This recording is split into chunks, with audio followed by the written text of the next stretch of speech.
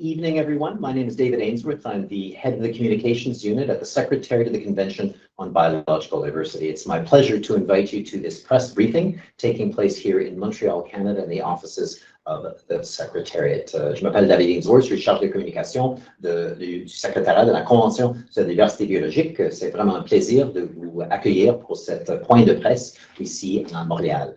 In today's conference, the subject is going to be looking at on the road to COP16. And in that regard, we are delighted to have with us the principal actors that took us from COP15 to COP16 in this event. We have with us the Minister of Environment, the Honourable Steven Guilbeault, who is the Minister of Environment and Climate Change Canada, with us seated in the middle. We also have with us the Honourable Susana Muhamad, the Minister of Environment and Sustainable Development of Colombia, who is the incoming president for the COP16 meeting planned this fall in Cali, Colombia.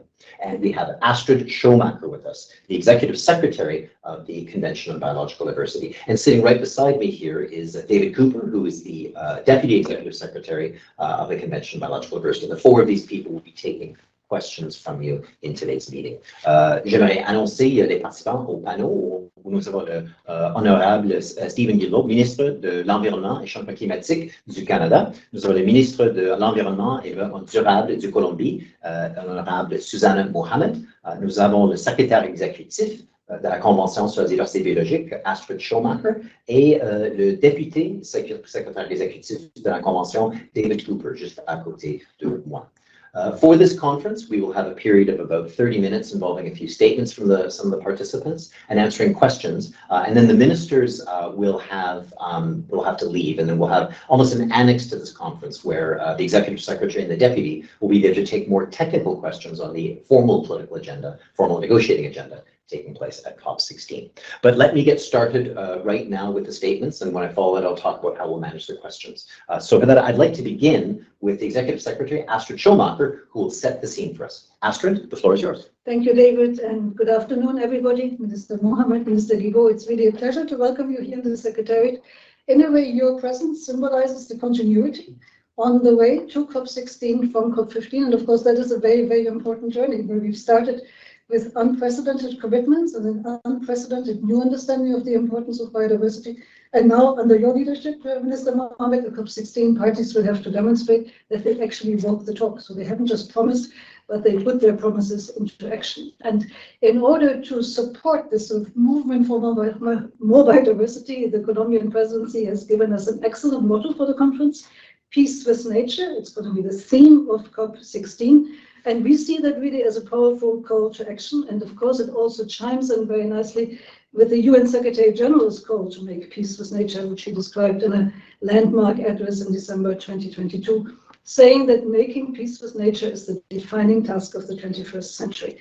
And the way we see it, the Kunming-Montreal Global Biodiversity Framework, the KMGBF, is actually the blueprint for making peace with nature. It has 4 goals, and these are about protecting and restoring nature, prospering with nature, sharing the benefits that nature brings to us fairly, and then investing and collaborating with nature. And all of these issues are on the agenda of COP16.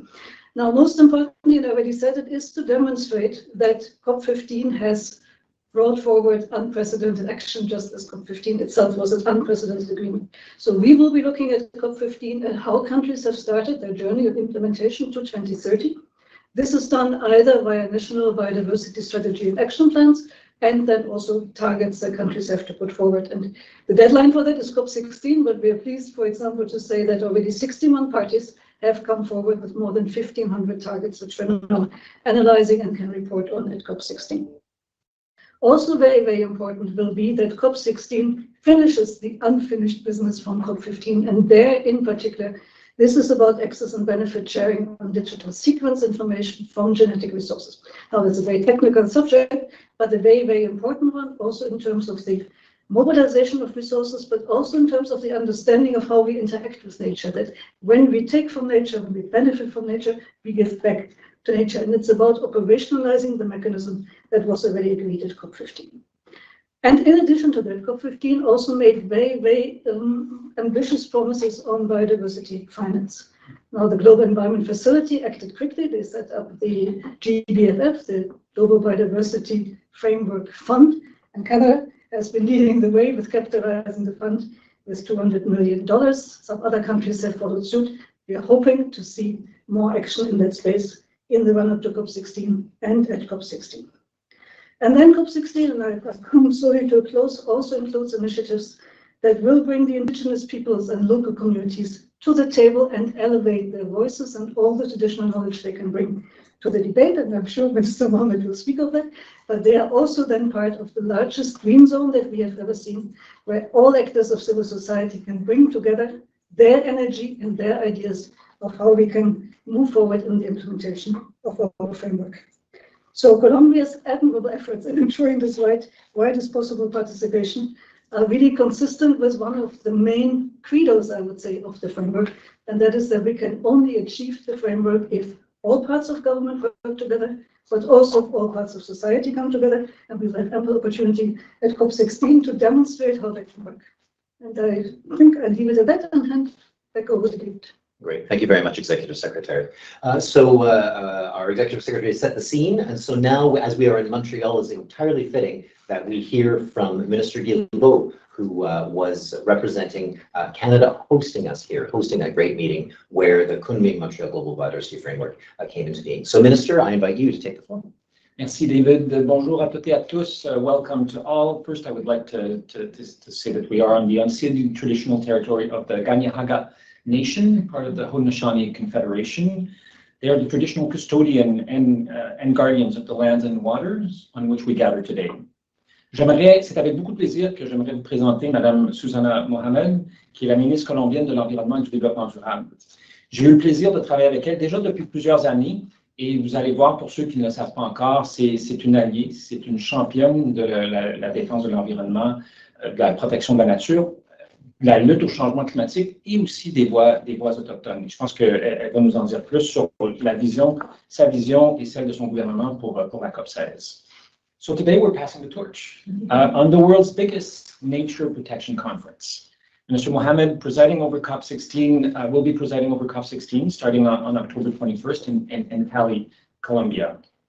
And in the last 2 years, we've done a lot of work. There is still a lot of work that needs to be done.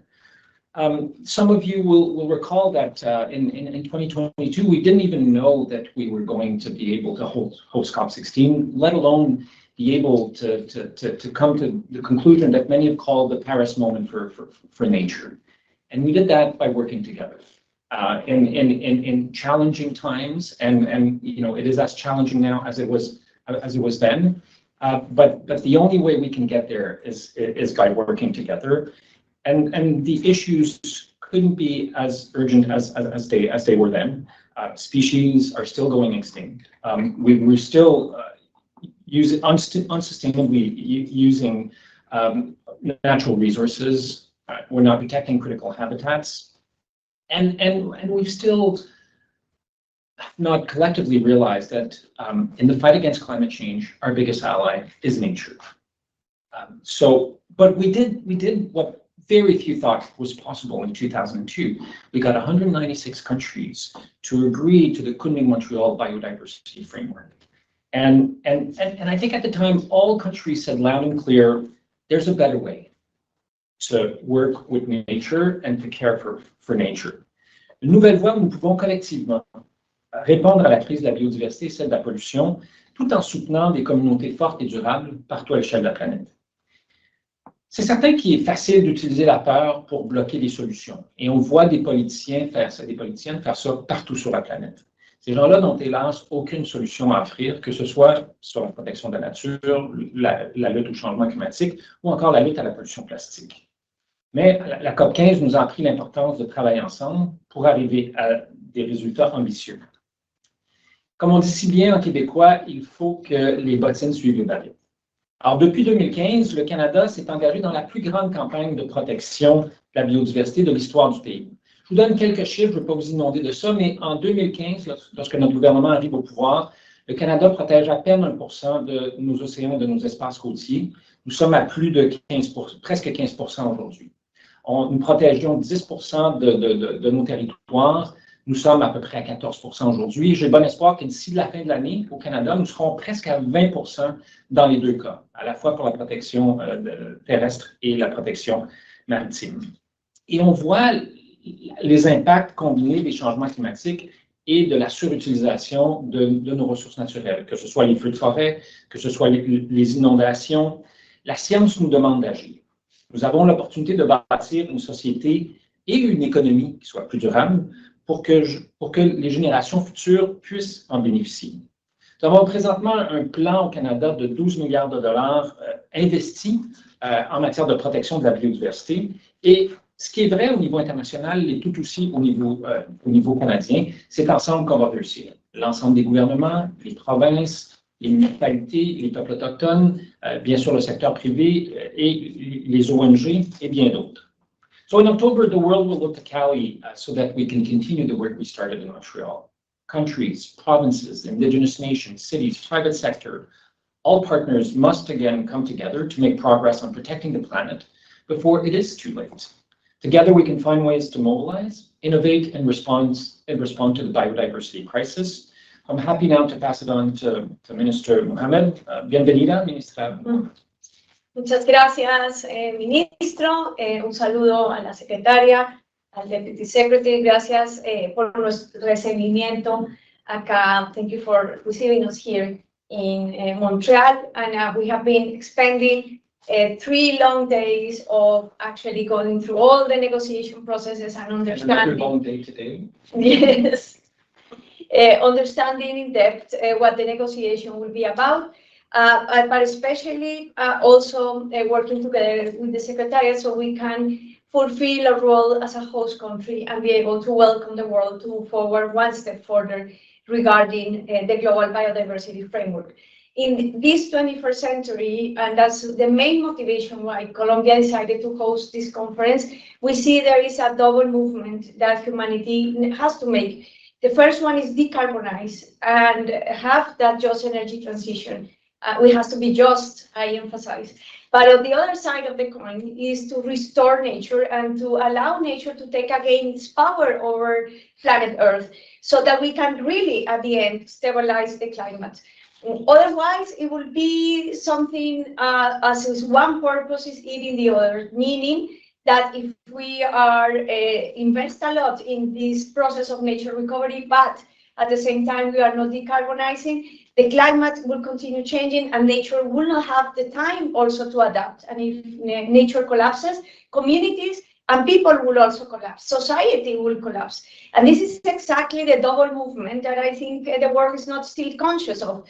Still, climate has much more political awareness, economic investment, but we are not seeing the other side of the coin, and it's dangerous. That is dangerous for humanity. So one of our main purposes at COP16 in Cali is to make biodiversity and the global Montreal framework as relevant politically, the same as currently the climate agenda is, and to bring awareness of the need that we all have, as the framework says, as a whole government and whole of society, to be able to mobilize the necessary action and implementation for these 2 movements to happen in order to be able to have humanity in safe limits during the 21st century. But we are also calling for peace with nature. And by that, Colombia means to have an in-depth reflection of how that transition is going to happen. We are calling for putting human rights at the center of this process of transition, because actually this change can be inclusive and it can bring economic and social benefits for millions of people around the world. And we are actually positioned to do that because we have now a global mandate that was agreed here in Montreal.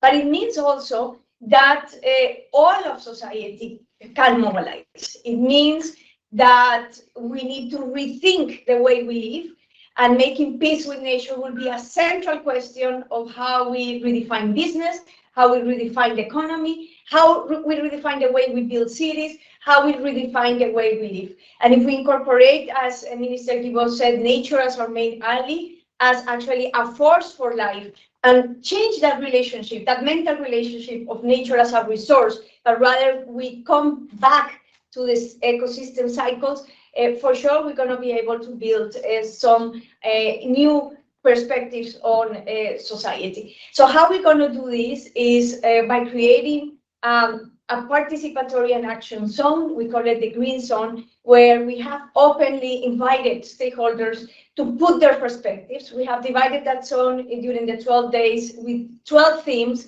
and we have organized the proposal from stakeholders. We received in 1 month of opening 1,500 events that were proposed by 30 countries, and we will have indigenous people, women, youth, business people, and whole of society mobilizing to that action and participation zone. But we will connect that energy also to the blue zone, where the negotiation will be happening and where we have 4 main outcomes that we want to see, and that also Secretary Astrid already mentioned: the digital sequencing of information fund and framework, the Indigenous Peoples Work Program, the framework for implementation, how are we implementing, the reflection on implementation and the targets towards 2030, and of course the financial arrangements and mechanisms that would allow for that. The idea is actually that in the blue zone we will also have forums from stakeholders, but also we will bring those voices from the green zone so that we can fulfill one of our commitments as Colombian governments, that this will be people's COP. And by that, we mean that we want to materialize that principle of the Montreal framework, which is whole of society, whole of government mobilized. Hopefully, at the end of COP16, beyond the very successful negotiation processes and agreements by governments, the participation of many stakeholders, we can gather a new vision, a new energy that allows for a coalition, the Peace for Nature coalition, to start mobilizing around the world the energy required for this change to happen. So we are very excited. Lots of work happening at the moment, but very much looking forward to welcoming you all in Cali, Colombia. Excellent. Thank you very much, Minister. Thank you, Ministers, and thank you, Executive Secretary, for your comments. So let's turn to questions right now. So because we've got a number of people online in limited time, I'm going to ask that you just really take one question each. I'll open up the floor. I see people have raised their hands. I'll introduce you, indicate who you want to ask that question to. I'm afraid we won't have time for follow-ups if we want to be fair and share this around to everyone. The first person who raised his hand is Patrick, and I'm presuming that's Patrick Greenfield of The Guardian. So can we open up the mic and camera for Patrick right now, please? Great. Patrick, the floor is yours. Go ahead. Hi, everyone. Good to see you all. I have a question for Minister Muhamad. My question is, at COP16, we will have no idea if countries from the global north are keeping their promises on finance due to delays in OECD monitoring. Nobody seems to be keeping score of whether countries are actually delivering on their promises on money, and that will be a huge issue for the global south. Do you recognise this as a problem? And if so, what is being done about it? Thank you. Will I answer immediately? Yes, please. Yes. Yeah. Thank you for the question. I think, of course, you have touched one of the most sensitive issues. There is 2 realities. First one, we will use this press conference to call for countries to make a gesture to be able to increase the trust of the conference, and is to actually put their money in the Global Biodiversity Fund that we approve at COP in Montreal. It will be a sign that we are committed, that we can move forward, and it will also create a different climate and environment towards this negotiation and the talk about resources. Although we also have to be fair that they are not accountable to fulfill the promise until 2025. That was also agreed on the framework, but it would be a good sign that we are on track. So I am making this public call for these donors to step forward. The second thing is that we are creating in the Finance Day a framework for discussion that allows, at the same time that developed countries need to fulfill the promise, because that's written and it's an agreement of the parties in last COP15, and we hope to take that into consideration in the discussions. We also want to broaden the discussion, and I'm talking about the political discussion, about what would be the future mechanisms and the future sources of finance for this work. It is clear that this will not be solved only with development assistance money, although the commitments have to be fulfilled because they were written and they were a consensus of the parties at COP15, but it is essential that we start looking as governments and a multilateral system what will be sustained and secure resources for the future. And of course, that needs a public discussion and a public decision that could be built for the future of the Paris. On the Finance Day, we have invited finance ministers to be able to talk also to environment ministers. We are working to have a presence in the autumn assemblies of the multilateral banks in Washington, which will be happening in parallel with COP16, and we also are inviting a subset of finance ministers to come, and the International Monetary Fund, as well as the multilateral banks, to be in Cali for this Finance Day, where we want to give prominence of what are the alternatives. We hope that this is also a contribution that will help to start opening, and I have trust that the Biodiversity Convention can be a pioneer with respect to the Climate Convention, to open new doors of possibilities for funding mechanisms that are more sustainable and that are at the scale of the challenge that we are facing. And hopefully that is a good input also for the Baku meeting in December, where we will be opening new possibilities and opportunities. So let's see how all this works, but I think it's an essential question at the center of the table, and we have to confront it at the scale of the requirement. Great. Thank you. If I may add.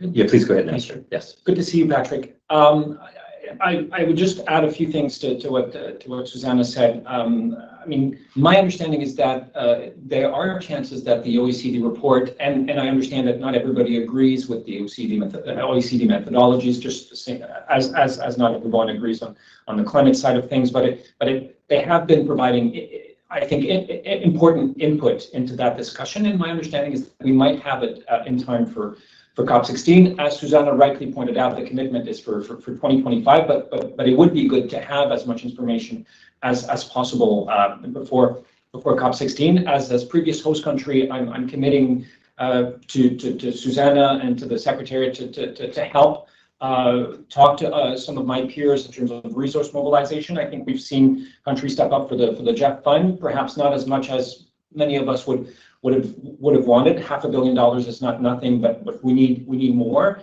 And in Canada, we'll be happy to help work with partners on that and the lead up and following COP16.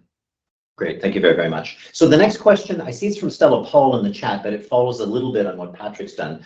Stella's asking, Stella, do you want to open your mic and ask it? It does seem about finish the unfinished business on resource mobilization from the private sector. Stella, is there something you would like to ask that would supplement the answers we've already received on finance and mobilization? Thank you, David. If you can hear me. Yeah, that's... We can hear you, go right ahead. Yeah, that's precisely the question. You know, Astrid just mentioned, you know, the one of the goals would be to finish the unfinished business. So in that regard, my question to Ms. Muhamad would be, you know, what's your plan? You know, how do you actually plan to do that? And also engaging in, especially in terms of engaging the private sector, which we haven't really seen happening a lot until now. Thank you. Mr. Muhamad, to you. Yes, that's also a very good question, because I think this principle of the framework of mobilizing whole of government and whole of society is absolutely critical. The private sector would be involved in two ways. First, we're having a mobilization in the green zone and then the blue zone. And that mobilization is actually to talk about Target 15, but also to bring the private sector into the context of the challenges that we have. Usually, or sometimes, the relationship has been, how do we make the business sector understand how to incorporate biodiversity? But we want to reverse that question, because actually what the framework is asking is for a proactive role of business, which means is what are the responsibilities towards keeping a safe environment, and what is its contribution that it can do. And in that perspective, I think there are two issues that the framework brings directly to the business sector. First, it mandates governments to take away in time the subsidies that subsidize entire sectors of the economy that may affect biodiversity. So what are the transitions we need to organize and plan with those sectors that today are receiving those subsidies and that will need to shift their practices so that they basically can make the transition? And how do we do it? That's why human rights is so important, in a fair way, so that this is not an environmental backlash by people, but actually it's an opportunity for people and businesses. So we hope at COP16 to bring a lot of inspiration from those business models that are already incorporated and taking nature as a design into consideration, and that are being the vanguard of that new prospect, and also discuss with the business sector, of course,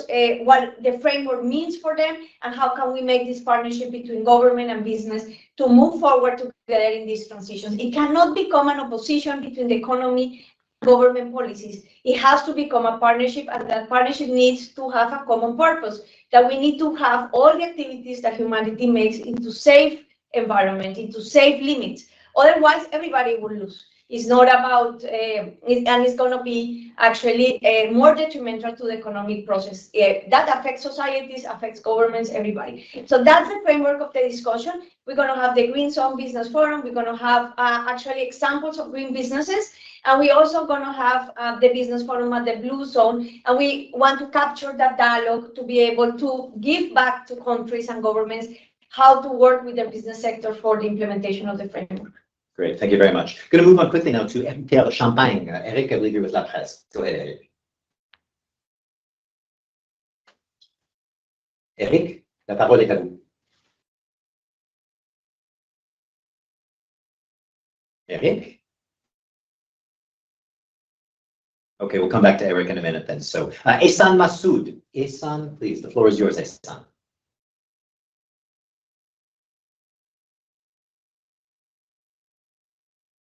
Hi, can you hear? Ehsan? Can you We hear? can hear you, Ehsan. Please go ahead. You can, great. Yeah, we can hear you. Go ahead, please. Thank you. Thanks, David. About 3 years ago, the government of China pledged $235 million to the Kunming Biodiversity Fund, and I wondered if either of the ministers could help us with what's happened with that. Has the money been dispersed? It's been quite difficult to find out. Not that we haven't tried very hard, to be honest, but I thought it would be a good opportunity to find out where we are with that particular fund. Thank you. So Ehsan, that's a question maybe I'll come back later. We'll have the executive secretary and the deputy executive secretary, because you know that is the COP15 presidency fund. So neither Minister Guilbeault nor Minister Muhamad are in a position to answer that. So Ehsan, we'll come back to you if you can hang on when we do the annex questions on that one. So apologies, but you hold on to that one for a minute. We'll get that on the go. Let's see here. We have Natasha. Natasha, the floor is yours, please.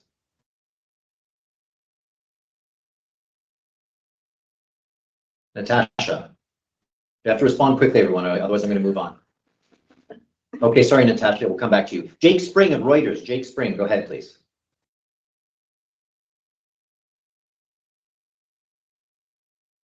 Goodness, is everyone sleeping at the switch today? Jake Spring. Some problem with the sound. Hi there. Sorry, there's a bit of a Jake lag. says he can't open his mic. Hi, there's a bit of a lag in Okay, good. Thanks. opening Thanks, the Jake. mic. Sorry about that. Good. I'm Go ahead. Jake with You're on. Reuters. Thanks. I'm Jake with Reuters. Minister Muhamad had said she wants to put biodiversity on the same footing as climate, but I can't help but note how stark the contrast is with climate COPs. At climate COPs, dozens of heads of state and governments attend, and that really signals how important politically climate is viewed. And that element, heads of states and governments, seems to be completely missing from the biodiversity COP. Do you expect any heads of state or government to attend to signal the political importance, and have people like Lula, Macron, Keir Starmer, or any other heads of government been invited to COP16? Thank you. Yes, President Petro has invited all heads of state, and we are following up with some of them. We would like to have a subset of heads of states. We don't expect, of course, to be as big as climate, which has become a very political and relevant conference for heads of states, especially because, of course, The fossil fuel issue is at the center of it. It conveys a lot of economic interest. It's a very well political issue that is being positioned. But I think slowly but surely, biodiversity is getting its momentum as well. And we hope that we can have at COP some heads of state. Of course, at the relevant time, we will confirm. And let's see, it's also a very busy schedule, international schedule at the end, beginning of November. So we are doing our best as Colombian government.